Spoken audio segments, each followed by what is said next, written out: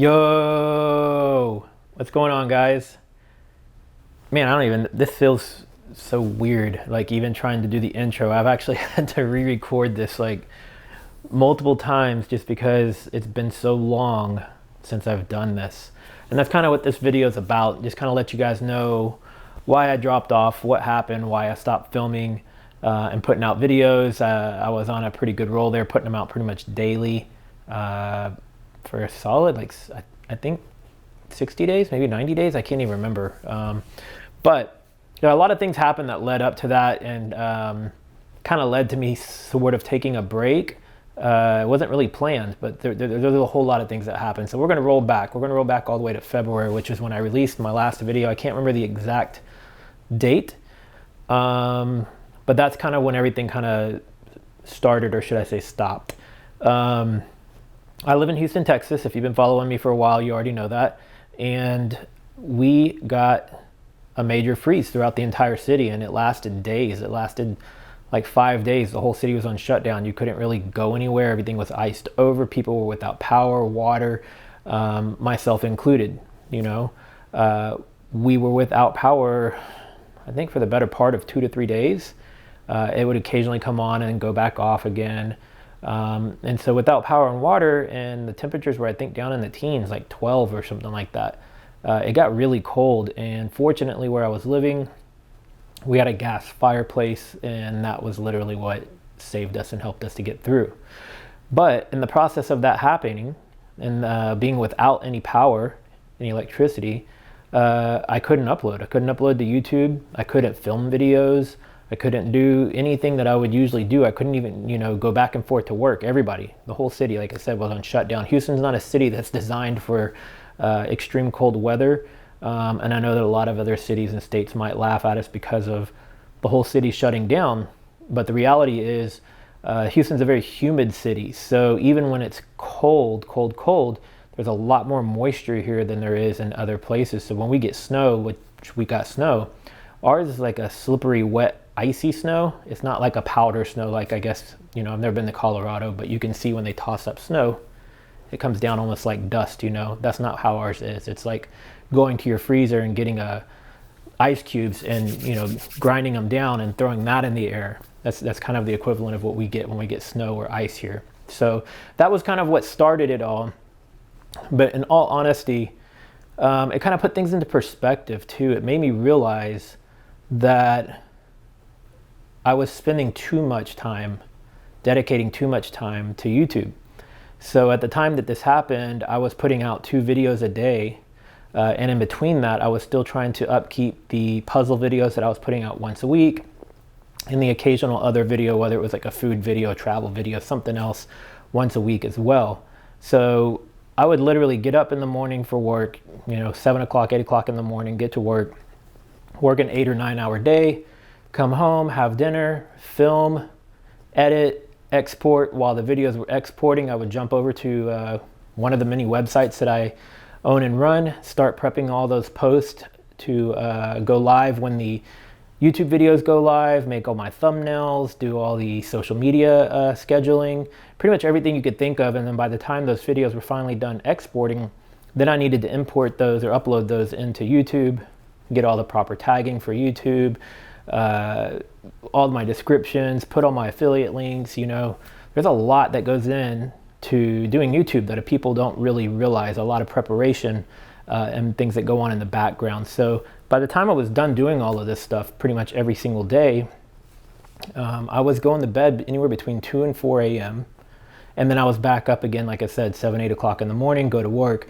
And I was doing this day in and day out, day in and day out, day in and day out. All I was doing was YouTube. That's it. And that kind of takes the fun out of it. It's not really what I wanted to do, and it's not healthy. It's just not. So those forced days, those forced breaks in February when the freeze happened kind of made me take a step back, and that break turned into a much longer break, and then it kind of got dragged out. And then, you know, come along in March 16th. And the only reason I remember that date is because it's the day before St. Patty's Day. Otherwise, I probably wouldn't remember it to a T like I do. But I contracted COVID from a coworker. And I wasn't terribly ill, but it did hit me pretty hard the first handful of days. And I didn't really have any vacation days or anything because I had just started working at this company in January. So I was working from home. I was still forcing myself to get out of bed and put in 8-hour days, even while I had COVID. And unfortunately for me, COVID, it dragged out for like 4 or 5 weeks or something like that. And of all days, on my birthday, April 6th, my employer, I'm not going to even say their name because it's not worth mentioning, but my employer decided to not call me, not text, not reach out to me like a human being, and send me an email to tell me that they were going to put me on an unpaid leave of absence until I could return to the office, which really baffles me because I was working. I was doing the same work that I would do in the office, except for I was doing it from home. And I had a track record of it. I kept a record of every little detail of everything I did, and I was doing the exact same amount of work. So naturally, like anybody, that really, really frustrated me, rubbed me the wrong way. Had a few email exchanges with my employer.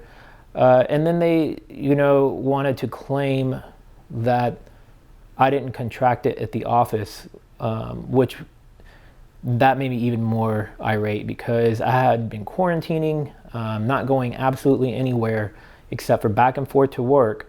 And what even prompted me to get tested for COVID was because my coworker got COVID, informed my employer, and he sent me and my other coworker a text message saying, hey, y'all should probably go get tested for COVID because your coworker got COVID.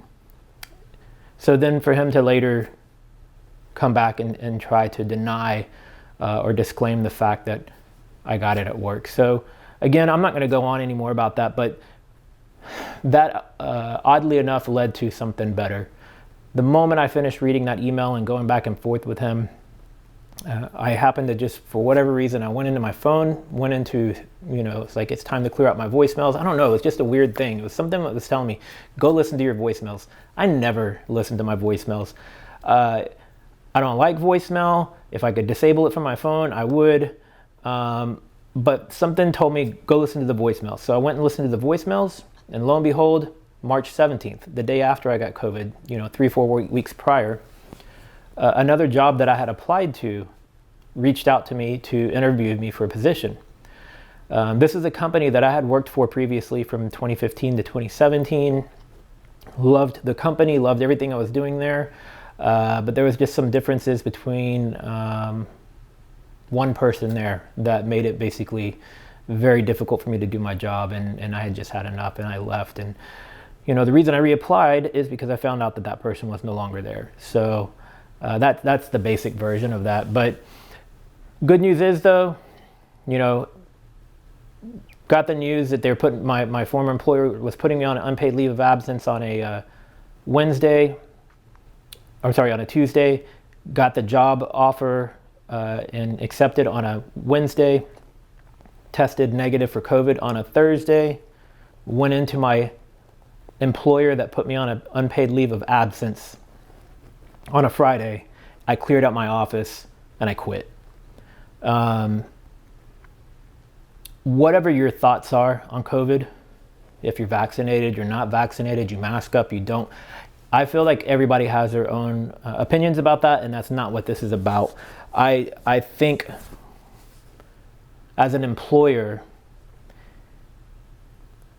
if you have someone that's sick and they do everything they can to make sure that they continue doing their job to the fullest,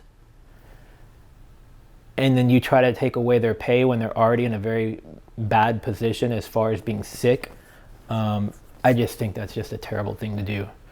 And at the moment that happened, I knew I wasn't going to go back there to work. So, so that happened from March to April.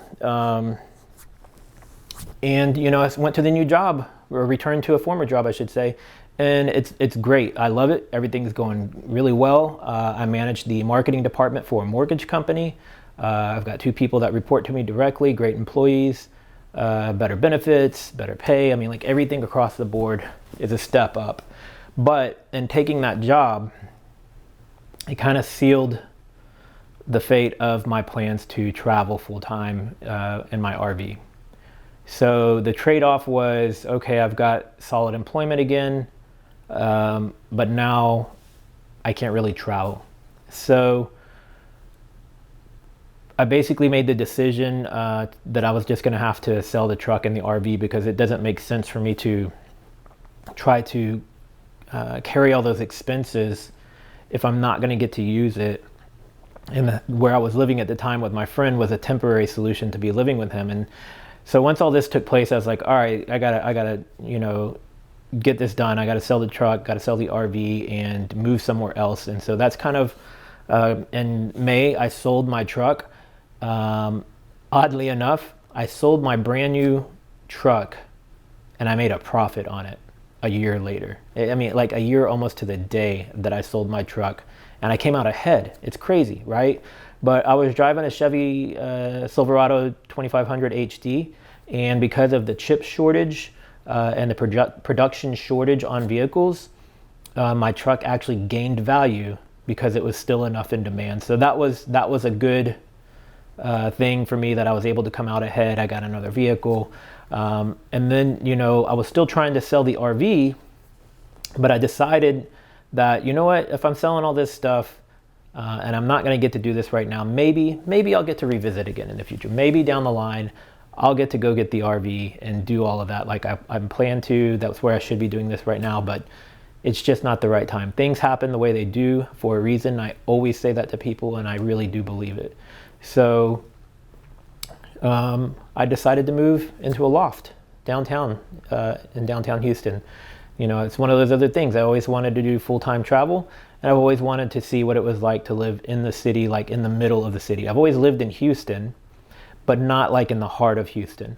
I'm literally on Main Street in the middle of downtown. And you might have heard it at the beginning of this video, I'm not sure. The Astros just finished playing a game, and then anytime it's a Friday night game, they do fireworks at the end of the game. And so at the beginning of this video, when I was doing my intro, the fireworks were going off in the background. I can literally walk to the Astros Stadium. It's 5 blocks from here. Same thing with the Houston Rockets Stadium, the Convention Center, Discovery Green, which is a massive park in downtown. Pretty much everything like you would want to do in downtown Houston, I can walk there. House of Blues, Warehouse Live, so several music venues, sports arenas, nightlife, parks, riding trails, all that stuff. So I'm really excited about this. I've been in here since July 1st. I moved in on 4th of July weekend. And it's been fun. It's been different. It's an adjustment that I had to make, learning things like it's easier to get grocery delivery service than it is to go to the grocery store, because I'm on the 11th floor, and taking things up and down, back and forth to the garage and all that stuff. It's just, it's more of a headache than it's worth. So if I can just get my groceries delivered literally to the front of the building and use one of the little carts from the building and bring it up, much easier. But what I do love about it is generally when I come home from work on a Friday night, I put my car in the parking garage, and I usually don't move it again until Monday morning when I go to work, because anything I want to do around here, I can walk. And it's really, really cool being able to do that. But yeah, so, July, I moved into my place. I literally spent probably the first 3 to 4 weeks just unpacking and assembling furniture, because again, if you've been following my channel for a while, January of 2020, I sold my house so that I could travel full time. And when I did that, my plan was to travel for a few years, right? So I sold the majority of my furniture. I only kept a few pieces. So when I moved into this place, and I'll show it a little bit in a minute, but when I moved in here, the only furniture that I carried over was some bedroom furniture, and that's it. Yeah, and two little bookshelves. That's it. Every piece of furniture in this place, my desks, my couches, kitchen table, my bed, literally everything is new. So it took me a while to unpack, because I work every day, Monday through Friday. I come home, unpack a little bit more, unpack a little bit more, unpack a little bit more. But to throw another monkey wrench into it, I moved into a penthouse, and the penthouse that I live in, it's 3 stories. So unpacking wasn't just like, you know, my old house where I was just on a single floor. You know, I was taking things up and down. When I moved in, I had some help, and we moved literally everything into just the first floor. It was up to me to get everything from the first floor to the second and third floor. I moved every single thing from the first floor to the second and third by myself, with the exception of a handful of pieces of furniture that some friends and some family helped me with. So yeah, it was a slow and process to get that all done, but I'm happy. I'm loving it so far. I sold my RV in August. Didn't come out ahead on that, pretty much broke even on that. And yeah, so that leads me to now. It's September, you know, so from February to September, a lot of just, you know, daily life stuff was going on that just that slowly, you know, got me to stop filming and or prevented me from filming. But I'm officially unpacked. I've got all my stuff set up here. I've got a full studio here at the house for the YouTube, and then I've also got a full studio for my photography. So I'm amped. I got a lot of stuff I'm going to be working on. Some of the similar content that I was doing, a lot of my plans for the travel content, obviously, you know, that's going to be different, because the only travel content I'll be doing now is if I take a cruise again somewhere randomly, or if I hop on a plane and go somewhere for some travel, or if I make a weekend trip to like Dallas or Austin or San Antonio or something like that, you know, then I'll be able to do that kind of travel. So, but there's a new segment that I'll be adding to my YouTube channel here very soon. I'm not going to announce it yet, because I'm going to talk about that in a completely separate video. But yeah, so let me give you guys a quick glance at my new place. I'm not going to give you guys the full tour because mostly I just really wanted to catch up with everybody on this video and let you know where I've been. So let's have a peek. So there we go. You can see there I got all my puzzles, and I've, you know, kind of set up my puzzle station over here. I'm still getting these cameras and stuff set up, and some of the lights. Don't have it all completely working yet, but it's getting there. And you know, I got a ton of puzzles to do. Now if you see those yo letters, those are actually a find from a friend. I actually have a T also. I want to turn the T into an exclamation point so I can put it there. But it was just kind of funny because my intros of my videos, I always say yo, so I just thought that was kind of cool.